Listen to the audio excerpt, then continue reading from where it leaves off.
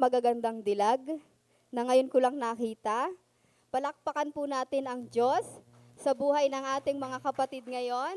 Andito po sila. Tayo po kayo mga ate. Tayo po kayo. Ayan, palakpakan po natin sila sa buhay ng palakpakan po natin ang Lord sa buhay nila. Alam ko na may plano, may magandang plano ang Lord sa inyo mga sis, kaya kayo nandito. At salamat din po sa buhay ng ating kapatid na nag-invite sa inyo kasi maaaring siya ang ginamit ng Lord para mas mapalapit kayo sa Kanya. Ngayon po, hindi ko na patatagalin. Noon, nung bata pa ako, siguro mga kaidaran ako ni Alisa, tinatamad talaga akong makinig ng mga lalo na sa Katoliko, nag-mention, lalo na sa mga yung sa mass, talagang tinatamad akong makinig kasi wala akong naiintindihan. Wala rin akong natututunan.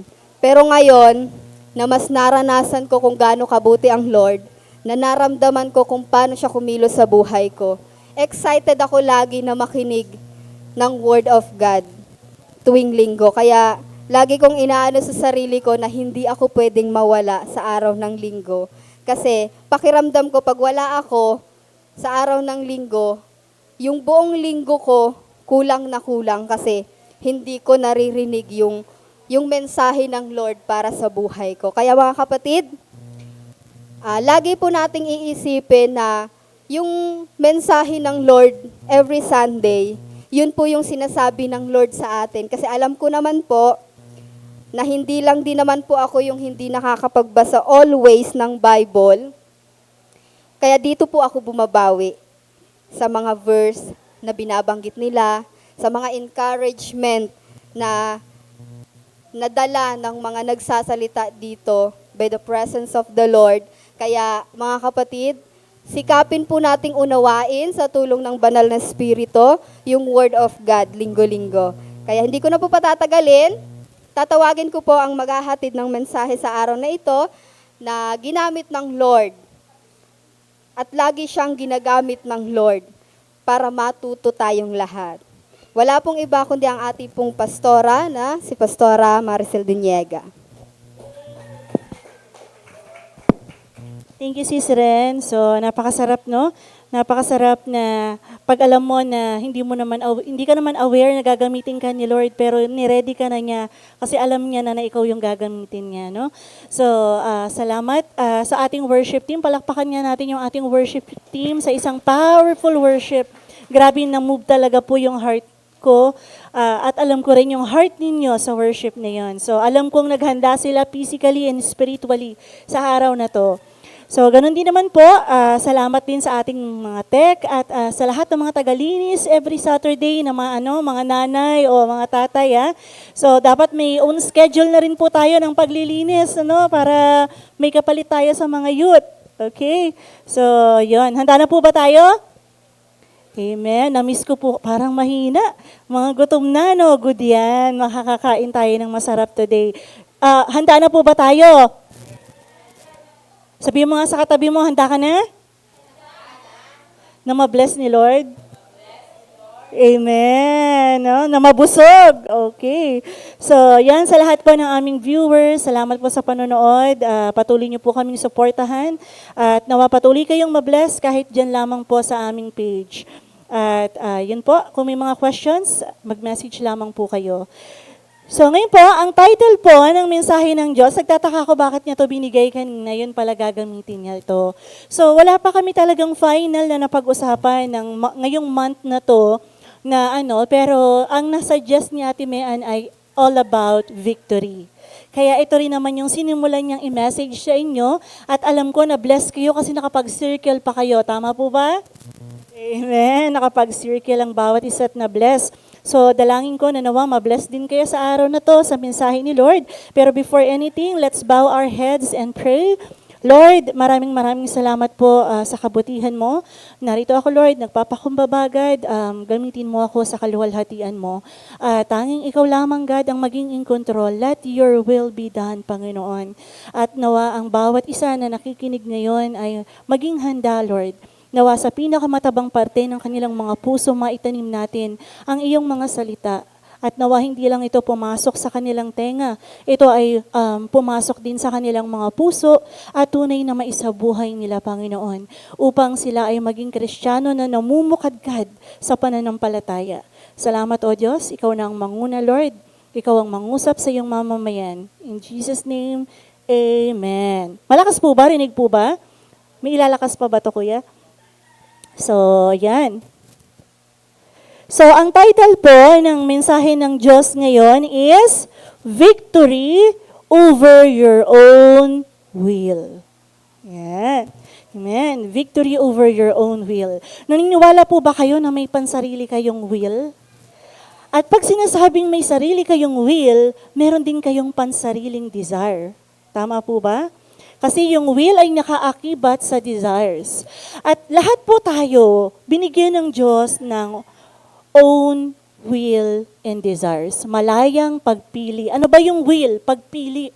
No? Binigyan tayong lahat ng kalayaang mamili ng Diyos, magdesisyon para sa ating sarili, sa mga gusto nating gawin, sa gusto nating future, sa gusto nating buhay. No? Pero alam niyo po ba na dahil din sa mga pansarili nating desires at will sa buhay natin, sa buhay ng mga taong mahal natin, 'di ba? Naniniwala ba kayo na minsan yung will niyo ang gusto niyong masunod sa mga anak niyo? Yung will niyo ang gusto niyong masunod sa mga kapatid at mga magulang niyo, tama po ba?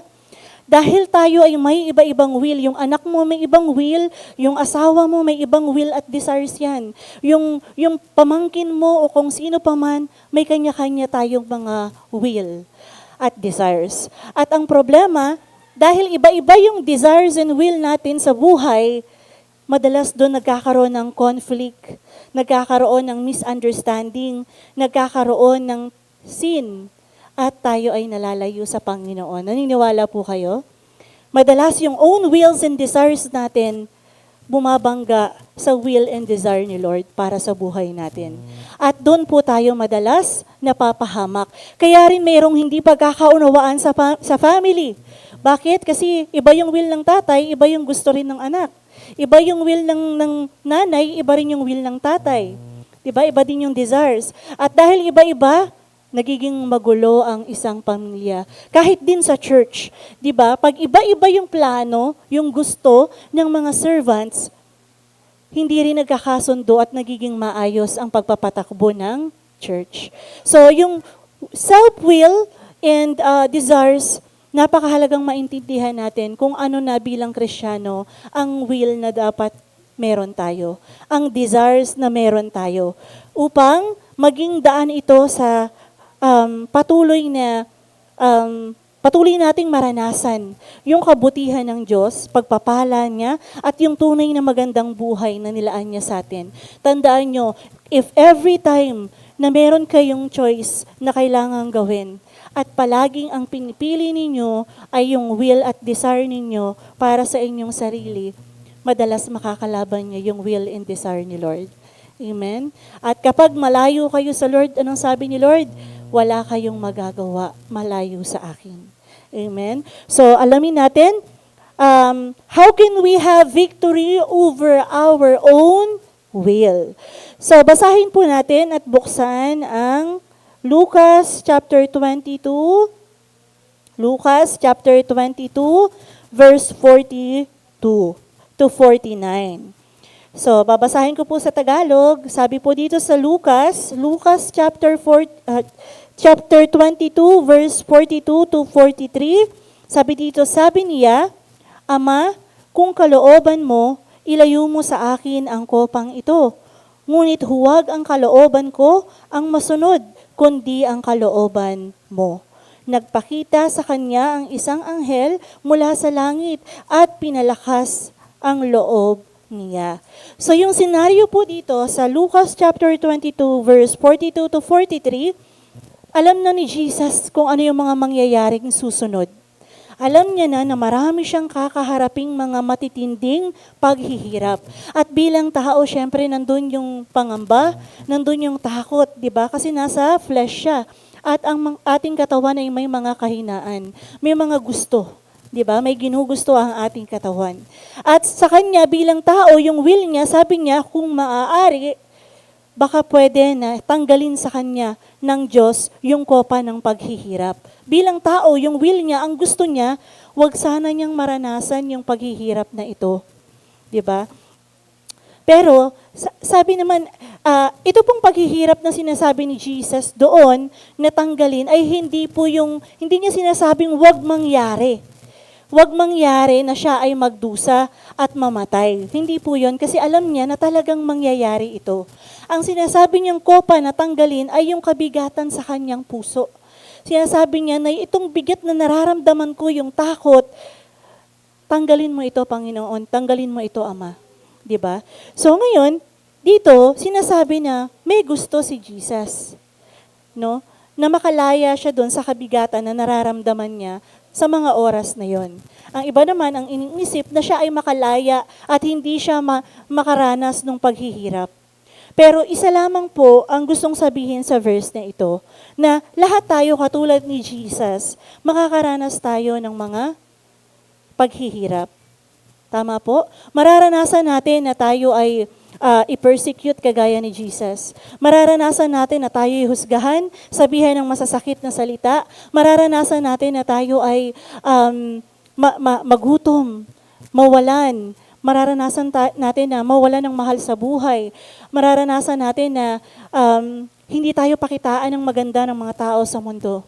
Lahat ng hirap pwede nating maranasan bilang Kristiyano. Patunay doon yung buhay ni Jesus na naranasan lahat ng uri ng hirap. Pero sinasabi dito na pinakita ni Jesus yung pinakamabuting example kapag tayo ay may pansariling kagustuhan kung paano natin ito mapagtatagumpayan. Sinabi niya rito na hindi ang kalooban ko, kundi ang kalooban mo, Panginoon. Madalas, kaya tayo nahihirapan sa walk with God kasi kahit na Kristiyano na tayo, ang mas nasusunod pa rin ay yung mga pansarili nating will sa buhay. Pupunta ba ako sa church o maliligo kami sa outing? Minsan, ang napipili natin, hindi, maliligo kami kasi may outing. Tama, di ba? Pupunta ba ako sa church o magpapahinga na lang ako sa bahay? Nakakatamad, umuulan eh. Minsan, ulan pa lang, no? Nagiging dahilan na hindi natin masunod kung ano yung will ng Diyos. 'Di ba? Alam niyo po ba na will ng Diyos na makita kayong nagpupuri kasama ng mga kapatiran natin? At palakpakan niyo ang mga sarili niyo dahil napagtagumpayan yung piliin yung will ni Lord. 'Di ba? Over sa own will. For sure, may mga laban kayo sa inyong sarili, sa inyong puso, kung saan nagtatalo yung kagustuhan niyo na gawin yung ibang bagay kesa umatin dito sa gawain ng Diyos. Pero hindi madali yung battle, tama po ba? Pero kung pinili mo ngayon si Lord, mapalad ka. Dahil hindi si Lord bulag sa mga sakripisyong iyong ginagawa. Meron laging pagpapala. So dito, sabi dito, we all have given own will and desires for your life. No? Nung nasa Mindoro po ako, gusto ko rin magpasalamat kasi marami po ako na-realize nung ako'y nasa Mindoro. At talagang pinakita ng Diyos na iba talaga pag will niya yung mangyayari. Kasi talagang isusupport ka niya. Lagi namin sinasabi nila, Teya, if God's will, God's will. Tama? So, kapag God's will, hindi pinipilit. Ang Diyos mismo ang gumagawa ng paraan. Kapag pinipilit mo, will mo yan. Pero kapag ka hindi mo pinipilit, will yan ng Diyos. So sa pagpunta ko doon, mula sa financial, sunod-sunod yung blessing talaga na hindi ko inaasahan na mangyayari pala. And alam nyo, nandun pa ako sa ang dala-dala ko lang talaga 2.5 lang. Sabi ko, paano kaya ako makakauwi nito? Pero sabi ko, by faith, pauuwiin ako ni Lord. Kasi isip ko habang nandun ako, yung family ko, wala ding budget. Kailangan magpadala. Pero sabi ko, by faith, gagawin niya ng paraan ni Lord. 'Di ba? Alam niyo po yung nandun pa lang ako sa syempre kasama namin yung mga kabataan, kakain kami. Sabi ko yung 1.5 sa 2.5 ibabayad sa namasahe pa kami dito, may mga binili pa kaming baon. Sabi ko, wala na Lord, paano kaya to? Pero alam niyo, pag will ni Lord, mararanasan niyo rin yung support ng Diyos. Nung nandun pa lang ako, parating pa lang ako, pababa pa lang ako, pababa pa lang kami doon sa bus, nag-notify na kaagad yung Pag-ibig sa akin kasi hindi ko na yun inasahan eh. Pero nag-notify yung ng Pag-ibig na-approve yung loan mo, sabi 5,000. So sabi ko, ang galing, praise God, hindi pa man ako dumarating, alam na ni Lord yung iniisip at laman ng puso ko. At dahil alam ko, nakalooban din niya na makapunta ako doon, nandun talaga yung provision ng Diyos. So wala pa man, sinagot niya na yung pamasahe ko, yung kailangan ng mga magulang ko, yung pamilya ko, kasi syempre, di ba, nasa akin yung budget nila. At ang nakakatuwa po, sabi ko, pagdating ko dito, sabi ko yung boss ko, sigurado patay na ako, kinakabahan na ako pagpasok ko, kasi sabi ko, it's either sasabihin niya, papapilan ako, o tatanggalin ako. Kasi 5 days at isip ko, dahil sa 5 days akong absent, bagsak na wala na yung 3,000 na incentive, ubos na yan.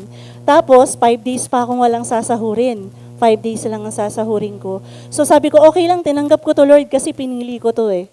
'Di ba? Nagdesisyon ako at hindi yung pera yung magiging hadlang para alam niyo yun, para magawa ko yung kalooban mo. So, paalis pa lang ako, tinanggap ko na mawawala na yung incentive, wala nang sahod.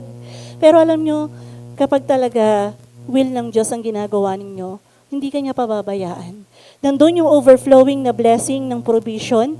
At nung nakausap ko, nag-Zoom meeting kami ng boss ko, kinakabahan na ako. Pero alam niyo, sabi niya, I'm so disappointed in you. Pero paki-file yung leave mo ha, para mabayaran yung 5 araw na absent mo. sabi ko, napakabuti ng Diyos. Hindi ko to inasahan. Bawal. Hindi pwede yung ililib ka. Yung 1 araw nga, mahirap i-request na ilib kapag hindi mo final. Pero yun, 5 days. God showed me na anak, kapag will ko, nandun yung provision ko. Nandun yung miracle. Kaya sabi ko, napakabuti ng Diyos. May sasahurin naman pala ako kahit paano. Di ba? Praise the Lord. So, iba yung will mo, iba yung will ng Diyos. Kasi sa will ng Diyos talagang mararanasan mo yung mga kamanghamanghang ginagawa niya sa buhay mo. At nung nandun po ako sa Mindoro, naisip ko, sabi ko, buti na lang pala sinunod ko yung will ni Lord.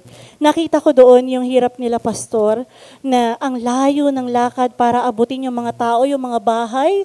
Grabe, ang layo ng lalakarin mo kaya pumayat si pastor. No? Pero napakasarap sa lugar na iyon. Kahit na may struggle na abutin yung mga mangyan at totoo yung sabi nila dati pag naisip ko, pag sinasabi ni pastor na, pagka niyaya mo, sobrang hiya, dadapa sa damuhan. Oo. Doon ko lang napatunayan na totoo pala talagang ganun kamahiyain ng mga mangyan. Pag nakita mo, dumaan lang yung sasakyan namin, hinahay namin, kulang na lang tumalon sila doon sa ilog sa pagtatago nila sa sobrang hiya. Pero napakabuti ng Diyos kasi nung nandun ako, walang internet, walang distraction. Ang nakikita mo yung overflowing na ganda ng lugar na alam mong gawa ng Diyos. Alam mo, napakasarap pag alam mong nandun ka sa lugar na nandun din yung presence ni Lord at walang distraction. Mas naririnig mo siya. Sabi ko, hindi ito maikukumpara sa pagpunta sa mall at pamimili ng gusto mo. Ito yung masarap na moment kung saan talaga madadama mo yung presence ni God. And doon ko na-realize na dati kasi dami kong na gusto ko magkaroon ng bahay, gusto ko yung bahay ko may terrace, may aircon, gusto ko yung trabaho ko, magiging promoted ako. So, meron pa akong mga pansariling plano sa buhay ko. Pero alam nyo, habang tinitingnan ko yung magandang nilikha ng Diyos, sabi ko, ang tanging will ko na lang ngayon ay makilala ko sa pagmamahal ko sa Panginoon. Yun na lang yung tanging desires and will ng puso ko na meron ako ngayon. Habang tinitingnan ko yung ganda ng lugar, pinaalala sa akin ni Lord lahat ng pinagdaanan namin na mahihirap. Lahat ng mga battles na binigyan niya ako ng katagumpayan. At pinarealize niya sa akin na kaya ka nandyan ngayon dahil kasama mo ako. At patuloy mo kong makakasama sa mga susunod pang panahon. Kaya sabi ko, God, syempre, nandun din yung will ko na gusto ko pa magka-family, gusto ko pa maranasan yung buhay na merong asawang mag-aalaga sa'yo, parang nakahiga lang. Di ba? Gusto ko pang maranasan yun, may mga plano pa ako sa buhay ko. Pero yun nandun ako, sabi ko, hindi naman pala mahalaga na meron kang partner sa buhay mo. Dahil ang mahalaga, nandun ka sa will ng Diyos. Aanhin mo yung asawa, wala ka naman sa will ni Lord. 'Di ba? Aanhin mo yung partner, aanhin mo yung magandang trabaho, aanhin mo yung pera sa bangko, pero malayo ka naman sa will ng Diyos. 'Di ba? Pag Kristiyano na tayo, dapat yung only goal na meron tayo, makilala tayo sa pag-ibig natin kay Kristo. At makilala tayo dahil nakikita ng tao yung characters ni Christ sa buhay natin. So sabi dito, to give you an example ng difference kapag nasa will ka ni God at ng difference kapag yung will mo yung sinusunod mo is yung example ng Prince of the World and ng Prince of Peace. Sino po ba yung Prince of the World? Si Satan. Si Satan sa Isaiah 14, 5 times niyang binanggit na my will. I will. So, 5 beses niyang binanggit. At wala siyang ibang ginawa kundi sundin kung ano yung will niya, kesa piliin kung ano yung will ng Diyos. Itong Satan na to, ito yung pinaka malapit sa puso ng Diyos. Hindi po ito nakakatakot noon, yung itsura niya. Pero, isa pong maganda, beautiful na anghel, makapangyarihan, malakas, tinitingala sa langit. Pero dahil lang sa paghahangad na masunod ang pansarili niyang kagustuhan, ano po ang nangyari? Siya po ay pinalayas sa kalangitan. Siya ay pinatapon sa impyerno. Hindi lang siya basta pinatapon, anong nangyari? Pumangit pa siya, di ba? Nawala yung glory ng Diyos sa kanya. At dahil malayo siya sa Diyos, di ba makikita ninyo, minsan yung representation kay Satan nakakatakot, malupit, walang pagmamahal kasi wala kay Lord di ba? Puno ng galit, puno ng inggit, lahat ng pangit na explanation, yun ang binibigay kay Satan. Dahil lang sa nagkaroon siya ng pansarili niyang desire sa kanyang sarili. So ang lupit pala, no? Ang lupit pala pagka meron kang pansarili mong desire at yun ang sinunod mo, merong tendency na hindi ka man paanohin ni Lord, itakwil ng Lord, ikaw mismo ang lalayo sa Panginoon. 'Di ba? Ikaw mismo ang malalayo. At makikita natin sa buhay ni Satan, meron at merong consequence kapag kayong will mo ang sinusunod mo. So sa example naman ng ating Prince of Peace, si Jesus, dito pinakita, sinabi dito na sa Matthew, Jesus showed how he dealt his own will in times of great distress. Pinakita daw doon sa ginawa ni Jesus nung siya ay nakaluhod. Sabi nga pa, tumutulo na parang dugo yung kanyang pawi sa sobrang tindi ng nararamdaman niyang hirap ng kanyang kalooban. Pero sa kabila nun, sabi niya, yung will pa rin ng Ama ang siyang maganap, hindi yung kalooban niya. At anong nangyari? Pinalakas siya ng Diyos. Di ba nagpadala ang Diyos ng mga anghel para siya'y palakasin? At anong nangyari? Nasaan na si Jesus ngayon? Bukod sa napagtagumpayan niya yung laban, the purpose why He have come.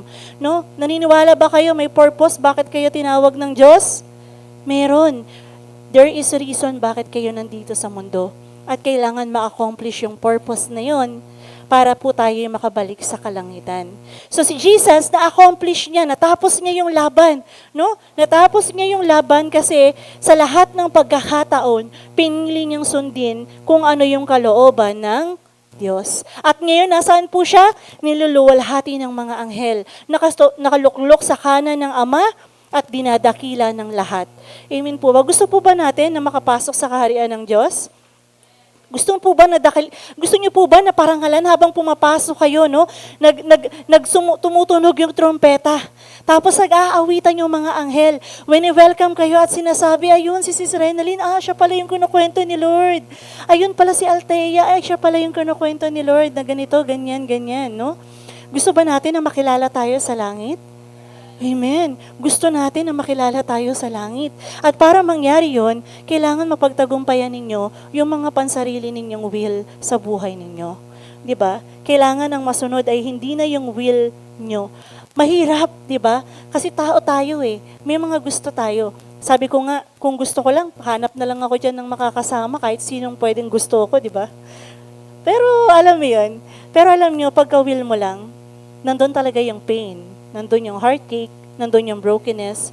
Pwedeng mag-work sa umpisa, pero magdurusa ka ng matagalan. 'Di ba? At later on, babalik ka pa rin doon sa will ni God. Wala kang magagawa. Kasi kahit napiliin mo yung desire mo, sa huli, yung gusto pa rin ng Diyos ang mananalo. Kaya nga sabi doon sa Bible, sa Revelation, there is no use fighting the will of God. Hindi mo pwedeng labanan yung will ng Diyos. Kasi sa huli, siya pa rin ang mananalo. Kaya nga, mga kapatid, kailangan natin magpakatatag. Sabi dito, si Lucifer, pinili niya yung will niya, and he was cast out in heaven. At siya'y naparusahan. Si King Saul, na talagang blessed ng Diyos nung sumusunod siya sa Panginoon at pinipili niyang gawin yung mga gusto ni Lord, pero siya rin natanggalan ng kaharian nung siya ay isang beses na mas pinili yung will niya at will ng mga tao sa paligid niya. Si Jonah, sinubukan niyang takbuhan yung will ni God. Pumunta siya sa opposite direction kasi ayaw niyang sundin yung gustong ipagawa ni God. Kaya ang nangyari, tinapon siya, 'di ba, sa dagat at siya ay nilunok ng malaking balyena, 'di ba? Pero pwede naman na hindi na siya ilabas ng balyena, 'di ba? Pero dahil may plano pa ang Diyos, yung plano pa rin ng Diyos ang masusunod. Wala siyang naging choice kundi sumunod. Minsan may mga pagkakataon na hahayaan tayo ng Diyos na piliin mo yung will mo para makita mo talaga sa sarili mo na kapag sumuway ka at pinili mo yung will mo, masasaktan at masasaktan ka. 'Di ba? Pero once na natuto kang tumindig na piliin yung will ni God, mararanasan mo rin yung blessing and provision niya sa buhay mo. Sabi dito, Israel followed their own self-destructive path and many of them suffered the wrath of God. So, mas gusto ba po natin yung pagpapalo ng Diyos kaysa sa pagpapala? Tanong mga sa katabi mo, mas gusto mo ba yung pagpapalo kaysa sa pagpapala? Sabihin mo naman sa kabila mo, sabihin mo, piliin mo yung pagpapala, masakit mapalo. Masakit mapalo. Amen. Pero lagi po nating tatandaan na sabi dito, as we see, our own will always bring us to destruction, punishment, conflict. But when we stand to choose the will of God, we heal, we restore, we have victory, and we overcome. No? We overcome. Yan ang tatandaan natin. There's no sense to fight the will of God. So patapos na po tayo. So kung gusto mo na magkaroon ng katagumpayan na maakay mo ang iyong pamilya, sundin mo yung will ni Lord. Gagamitin yung pamilya mo minsan para pigilan kang makapaglingkod, makalapit sa Diyos. Pero sinasabi ng Diyos, anak, kung pipiliin mong sumunod, kahit na meron kang struggle sa family, kung pipiliin mong maglingkod, kahit na meron mang pumipigil sa'yo na asawa, anak, pamilya, makikita mo na magiging mas maayos ang pamilya mo kung ako pa rin yung priority mo. 'Di ba? Kung gusto mo maging maayos yung ministry, wag na po tayong magpaurong-sulong na sundin yung will ni Lord.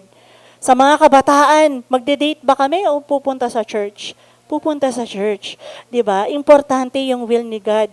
Ganon din sa mga leaders ng church. Tayo ang inaasahan ng mga kabataan na unahin, na makita na inuuna natin yung will ng Diyos sa pansarili nating kagustuhan. Wala po nawa sa mga leaders at lingkod o servants ni God yung makikitaan na mas inuna mo yung sarili mo kesa gawin kung ano yung nararapat sa harapan ng Diyos. Wala po nawa akong makita na papasok pa rin sa maling relasyon kesa sundin kung ano yung kalooban ng Diyos. Mga kapatid, malayo na ang inyong narating. Marami na ang inyong sinakripisyo. Napakadami na ng inyong pinagdaanan para piliin nyo pa yung will nyo over the will of God. Alam nyo na kung paano mapalo. Sino na ba dito yung mga napalo na ni Lord? Sino yung gustong mapalo pa ulit? Wala na, di ba? Wala nang gustong mapalo kasi pag si Lord ang namalo, mas masakit talaga. Pero hindi natin gagawin yung pagsunod o pagpili sa will ni God dahil takot ka lang mapalo. Kundi gagawin mo yung will ni God. Bakit? Dahil mahal mo si Lord. Dahil mahal mo si Lord.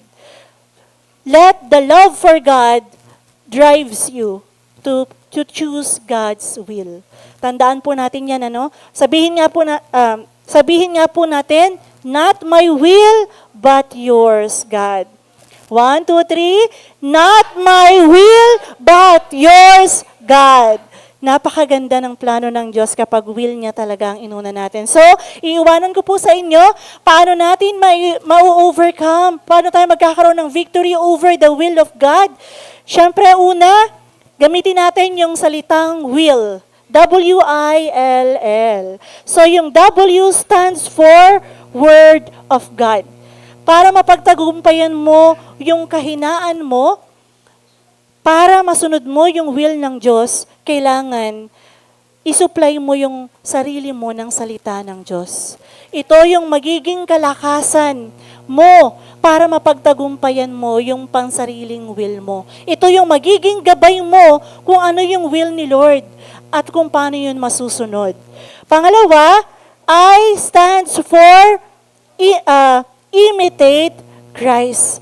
Para masunod mo yung will ni God, gayahin mo, tularan mo si Jesus. 'Di ba? Kung paano siya naging mabuti at masunuring anak, ganun din tayong maging anak. 'Di ba? Kung paano niya minahal ng buong buo ang ating tatay sa langit, na ultimo buhay niya hindi niya pinagkait, hindi dahil sa mahal niya kayo. Hindi po ako naniniwala na just because of His love for us, kaya siya namatay sa krus. Mas naniniwala ako na because of His ultimate love para sa kanyang tatay, kaya siya namatay sa krus. At dapat, ganun din tayo. Binigyan niya tayo ng example na ganito natin dapat mahalin ng ating Ama. Yung hindi natin ipagkakait, kahit yung oras, yung lakas, yung pinansyal, ano pa, yung buhay natin sa Panginoon. Kung para yan sa Lord, kahit walang bayad, kung ito yung will ni God, gagawin ko to. Diba? Kung para to sa Lord, kahit masakit, kahit babangga to sa gusto ko, yung will pa rin ng Diyos, yung susundin ko. Hindi ako naniniwala na nagdurusa ang tao kapag will ni God yung sinunod niya. Dahil sa totoo lang, the more na sinusunod mo yung will ni God, the more na sumasaya ka ng totoo. Amen? The more na nararanasan mo yung magaganda niyang plano. So, imitate Christ. Letter L, leave everything in the hands of God. Sa tagal ko sa ministry, napatunayan ko sa buhay ko, na the more na pansariling lakas mo yung ginagamit mo para pangyarihin yung mga bagay, mas lalo ka lang nadidisappoint. Amen?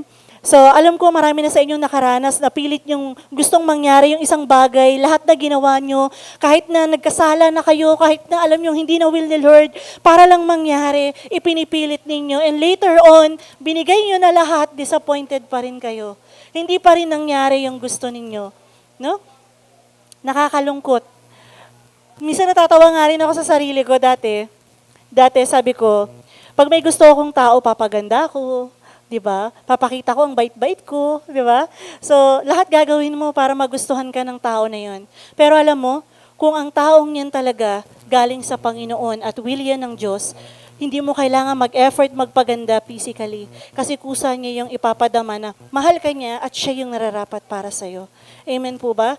Kung will niya yung trabaho na yan, hindi mo kailangan magpaka-effort para makuha mo yan to the point na bibitawan mo yung Sunday para lang makuha mo yung trabaho na yun. Dahil kung will yan ng Diyos, diyan ka pagpapalain ng Diyos at hindi yan babangga sa kalooban ng Diyos. Amen? So, napansin ko dati na talagang, sabi ko nga, lagi ako nadidisappoint sa tuwing sinisikap kong pangyarihin yung mga gusto ko. Pero pagka sinasabi ko, kung kailan ko sinabi, Lord, ayaw, pagod na ako. Sige God, ikaw na nga. Kasi ginawa ko na lahat eh. Pero walang nangyari.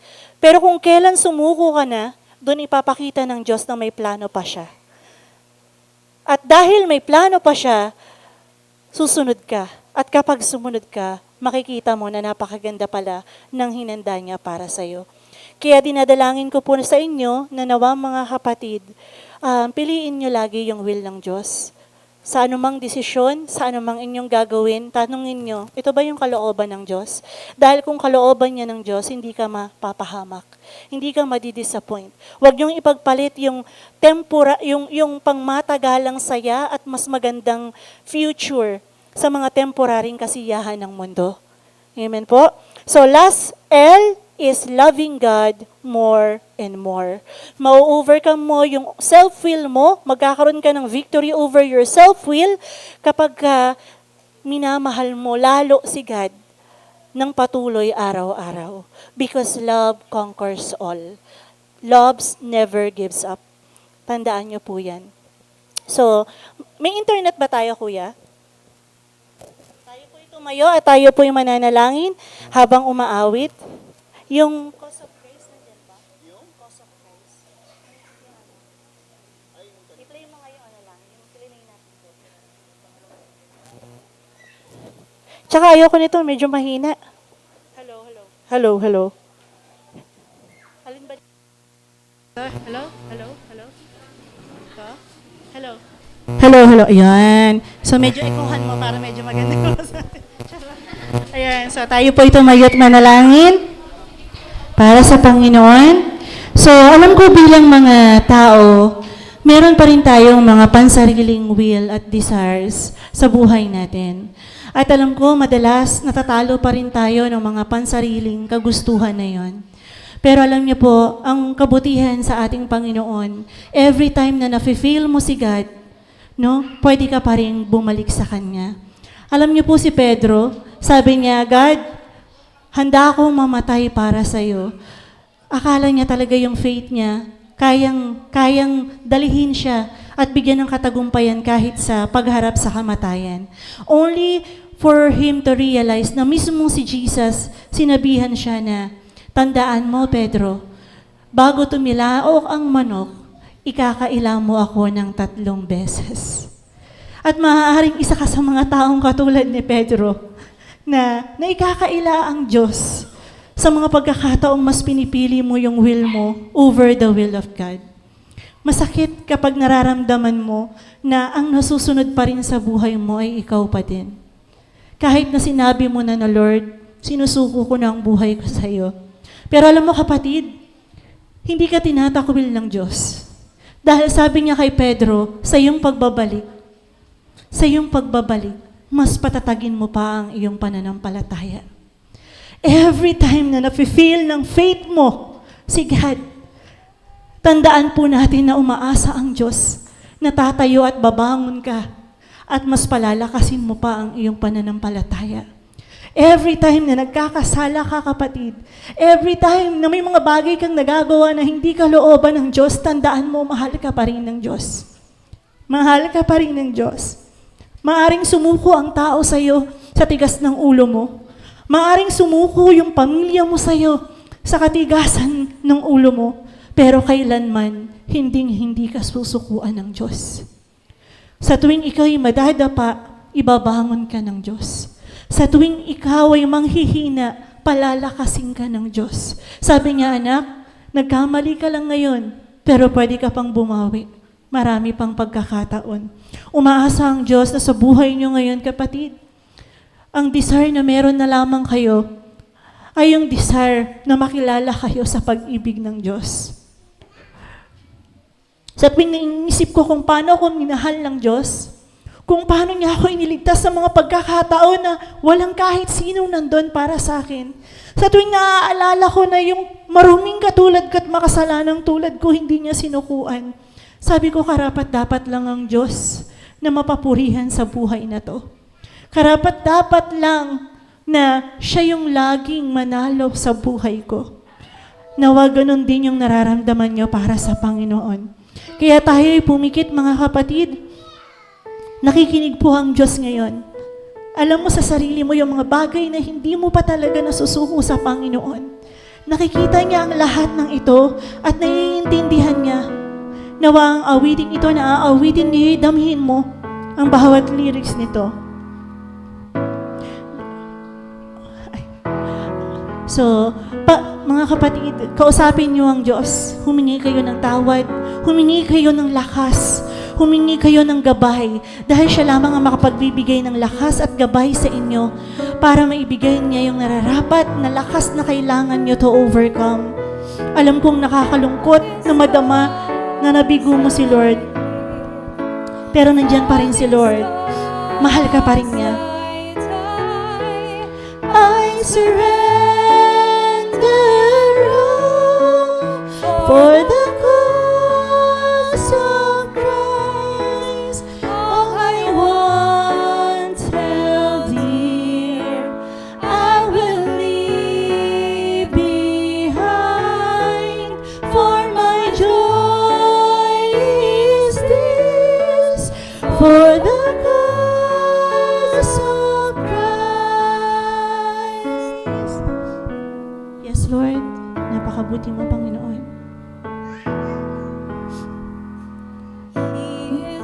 My soul will prize, regardless of the joy or trial.